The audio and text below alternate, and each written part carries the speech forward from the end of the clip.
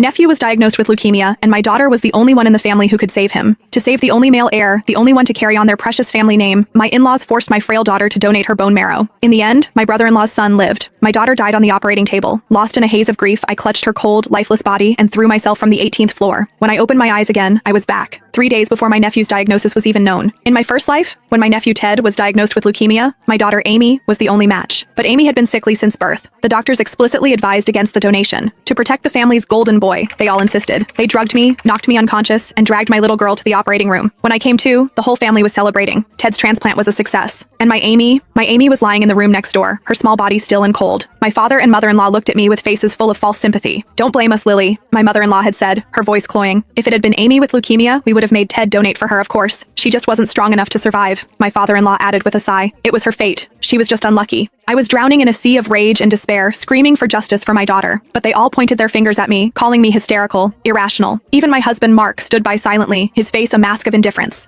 Utterly broken, I carried Amy's body to the highest floor and leaped. I never expected to open my eyes again, but here I am, 3 days before it all began. "Mommy, why are you crying?" A small voice pulled me back to reality. "Was it because I kicked off the blankets last night? Are you mad at me?" I turned, my vision blurred with tears. My daughter Amy, fresh from her nap, was looking up at me with wide, worried eyes. She was only 7, but her gaze held a wisdom that broke my heart. A fresh wave of grief and love washed over me. I pulled her into a fierce embrace, burying my face in her soft hair. "This time, Mommy won't let anyone hurt you. I swear it." I packed a bag, and the first thing I did was drive Amy to my mother's house. Later that afternoon, when I knew Mark would be off work, I called him. "Mark?" I began, my voice thick with feigned anguish. "I took Amy for a checkup today. The doctor said she has leukemia." I let a sob escape my lips. "Last time, you all said you'd make Ted donate if Amy were the sick one, didn't you? Let's see how you react to the news now." After hanging up, I drove home alone. When I walked in, my in-laws were fawning over Ted, the picture of domestic bliss. My arrival shattered the cozy atmosphere. The smiles vanished from their faces, replaced by annoyance. Before I could even step fully inside, my mother-in-law rushed forward. "Mark already told us about Amy," she said, her tone sharp and devoid of any sympathy. "We heard that even if you treat this disease, she'll be on medication for life. So we've discussed it, and we've decided it's better not to treat it. Besides," my father-in-law chimed in, not even looking at me,